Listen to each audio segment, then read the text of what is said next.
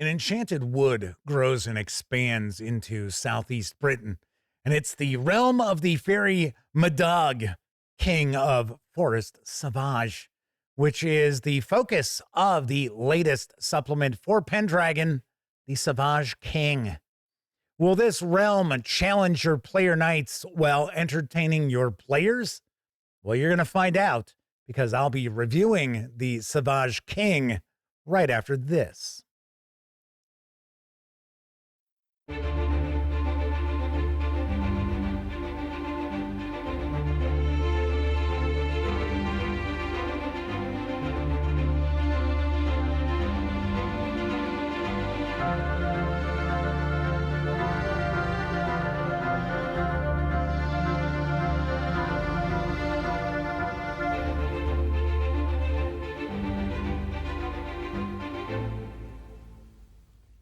Howdy, gang, and welcome once again to the Duct Tape Studios. I'm Jeff McAleer, your host here at the Gaming Gang channel. Thanks for joining me once again. Today, I am going to be sharing my review of the Sauvage King for Pendragon from Chaosium Inc. This is written by the late, great Greg Stafford with David Zeman and Doyle Ramos Taverner. Hopefully I've pronounced that third name correctly. This 82-page hardcover with PDF carries an MSRP of $29.99. You will get that PDF if you order from Chaosium Inc. If you want to grab just the PDF alone, you can do so over at DriveThruRPG for $14.99. Having said all that, let's swing on over to the other camera because here I've got the Sauvage King for Pendragon. A few things to mention before we get stuck in. First of all, my friends over at Chaosium Inc. were kind enough to provide me with this review copy, but neither I nor anyone else affiliated with the Gaming Gang has received any other sort of compensation for me to share this review with you. These days, it's important, you know that. We're also not going to look at each and every page of the book, but I do want to give you a good feel for what you're going to find inside. Then lastly, this is an adventure supplement, so if you're a player and your game master has picked up the Sauvage King, or maybe they're talking about picking this up, there are going to be some spoilers ahead. So I just want to let you know that right up front. Of course, if your GM is kicking around picking this up, let them know about this review. That way they can approach the Sauvage King and make a far more informed buying decision. First thing we're going to do is take a peek at the credits page. Although I got to say, this map is really cool.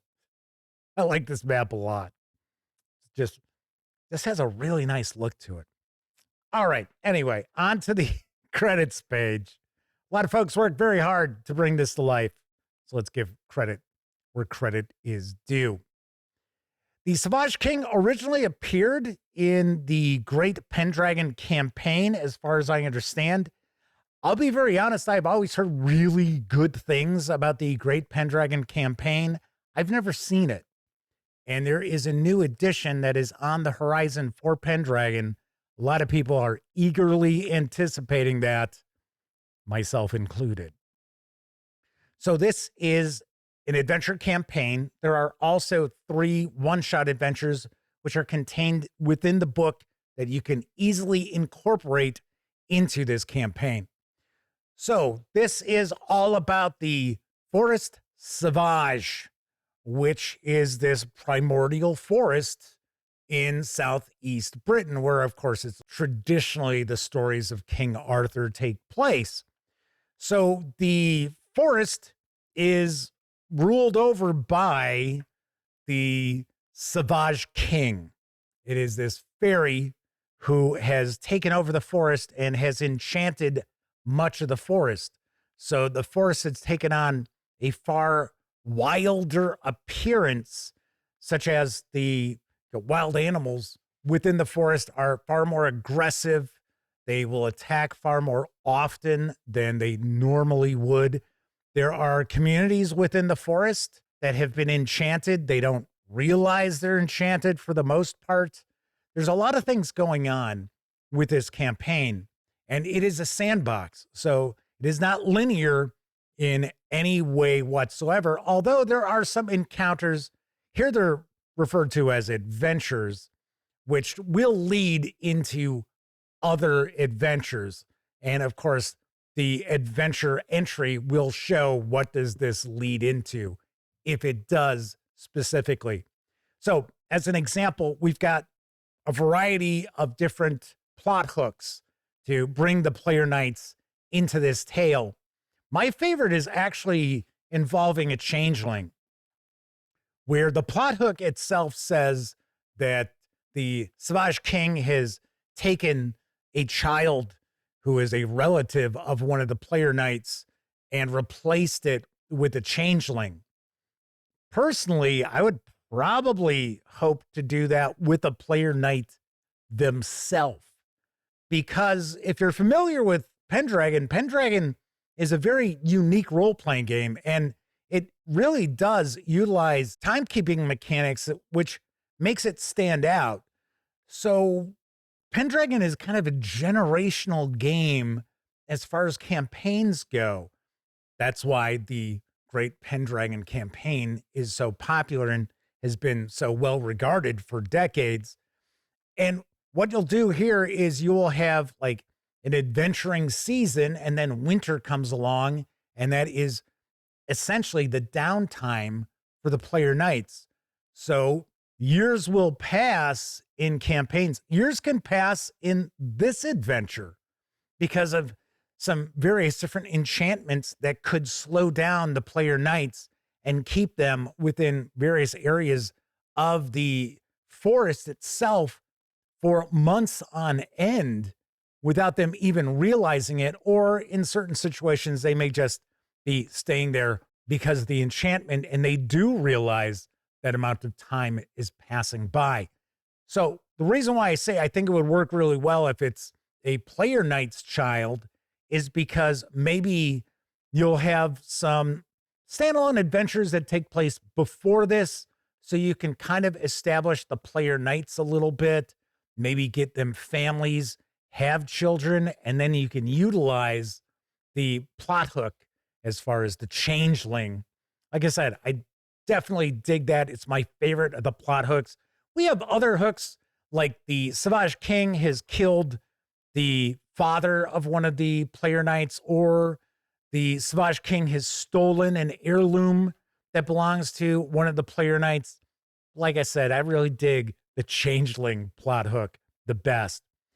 So each of these encounters is referred to as an adventure, and you will have all of the details of that adventure at your fingertips. Now, I should jump back to the map here. So this is the player's map.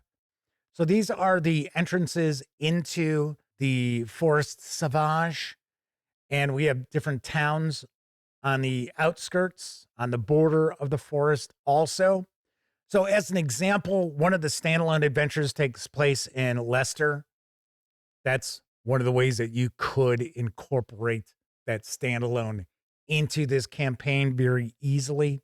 So what's going to happen is the game master is going to have their own map, which shows these various different adventure locations. And you'll see that these circles are blank.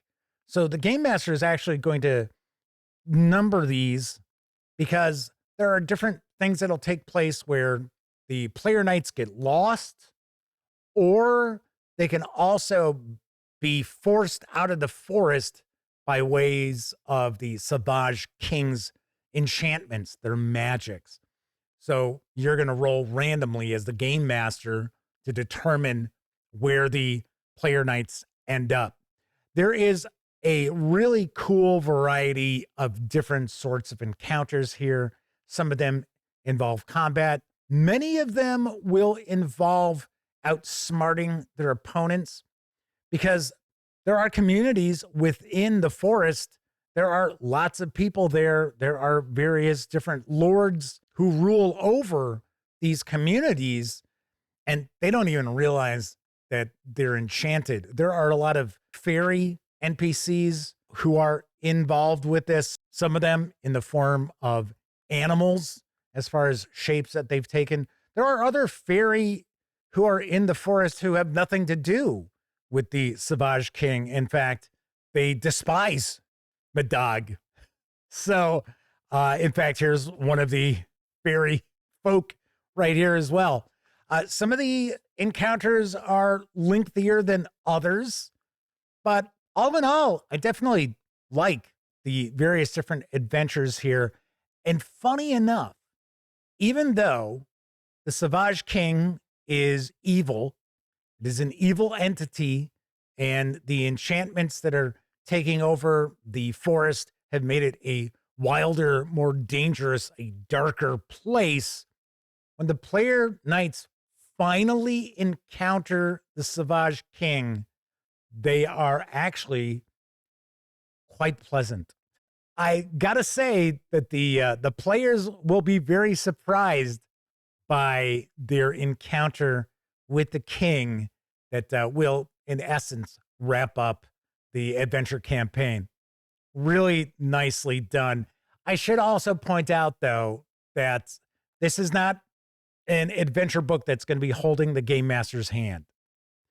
So there is a lot that is left up to the whims of the game master in the Sauvage King, both in the kind of sandboxy campaign and in the standalone one-shot adventures.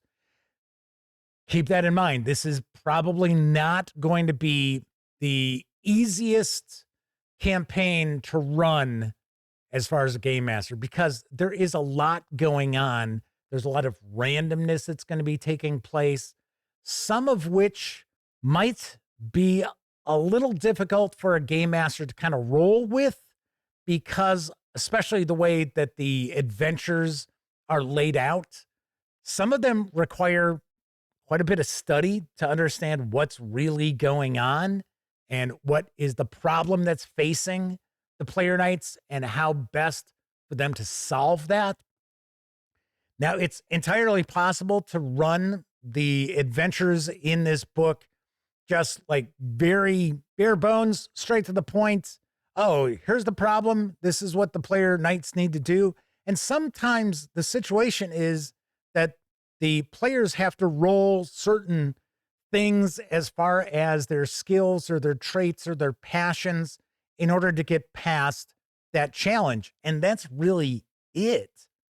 So the game master, really, to get the most out of this, is going to have to really pull forth role-playing aspects from not only the adventures themselves, but from the players as well. So the one-shot adventures, we've got a trio of these. Pretty fun. I like the adventure of the White Horse Vale the best. There is a pagan goddess that the player knights will encounter, and a few different things going on, some set pieces that will take place. And I think all in all, this is an adventure that the players will find to be very memorable and be a really good example of the sort of cool stories that Pendragon can tell in a very short period of time. Once again, this is just a one-shot. There is another adventure where the player knights are going to dispose of a hag who is very, very dangerous. Might be a real problem for the player knights, depending on what sort of experience they've got. And then we have some other really short scenarios that are more set pieces as well. And we've got some tables here, kind of an adventure generator for the Sauvage King too. So that is a peek inside the Sauvage King for Pendragon from Chaosium Inc. Let's swing on over to the other camera so I can share some final thoughts as well as my review score. So I do like the adventures contained within the Sauvage King. Like I said, that one plot hook, especially with the changeling, I could see running the hell out of that plot hook to get my players involved. As far as the production quality, it's really what we've come to expect from Chaosium. It is very nicely done. The Pendragon books tend to have kind of a thicker matte paper stock, almost like a parchment paper stock. I think that's what it's supposed to represent, is a parchment paper. So really well done there. Artwork throughout is solid. Some of it's kind of ho-hum. I know I'm fixated on this changeling, but the artwork for the changeling is really nice. Real creepy, real diabolical looking. So really nice there. But yeah, for the most part, artwork throughout is solid. Maybe some of it's not necessarily spectacular, but there is no like real head scratching images of, oh my gosh, how did that get in here? You've also got the stitched binding, so the book should hold up to repeated use. Now, granted, it only clocks in at 82 pages, so probably not going to see a lot of abuse at your game table. As far as the adventures contained within, I do like the sandbox campaign. I will also point out once again, this is not going to be a very easy campaign for a game master to just pick up and run. There is going to be some prep here. There's probably some additional preparation that's not even indicated by the book that you might want to take on as a game master just so you're prepared, because the adventures, some of them are rather short, kind of set piece encounters. Some of them are a little bit longer and do require a few different things that take place to resolve them. So you might want to have a few of the adventures in mind ahead of time. Now, I'm not trying to tell you to put the adventure on rails because it is meant to be a sandbox, but kind of have an idea of where things might progress. So as an example, if you were going to use one of the plot hooks that are contained within, they have adventure entries, and that entry will tell you where this is going to lead. So as an example, the changeling, that adventure hook is presented as an adventure encounter, and then it has 3 possible locations that the player knights might look to go to follow up to learn more about getting back the stolen relative or the stolen child of the player knight. So like I said, might need a little more prep than you would expect. And there is also a lot here which is completely left to the game master's design. Overall, I find Pendragon, the Sauvage King, to be a very solid effort from Chaosium Inc. As a player, not knowing anything about the campaign going in, I think I would enjoy a lot of the various different adventures and encounters and set pieces throughout. So on a scale of 0 to 10, I give Pendragon, the Sauvage King, a 7.5 out of 10. All right, that is it for this time out. If you like the video, by all means, please give it a quick thumbs up. Subscribe to the Gaming Gang channel if you haven't already. And if you do subscribe, don't forget, ring that bell, because it'll not only let you know when I share videos such as this review, it'll also inform you when my live stream, the Gaming Gang Dispatch, airs Tuesday, Wednesday, and Thursday evenings right here on YouTube. Of course, when you're not watching videos on the Gaming Gang channel, be sure to visit thegaminggang.com for all latest in tabletop gaming news, reviews, and a whole lot more you are not going to find here on YouTube. You know the drill. Get your geek on at thegaminggang.com. Should also mention, if you enjoy the Gaming Gang and would like to support the outlet, you can do so in a few ways.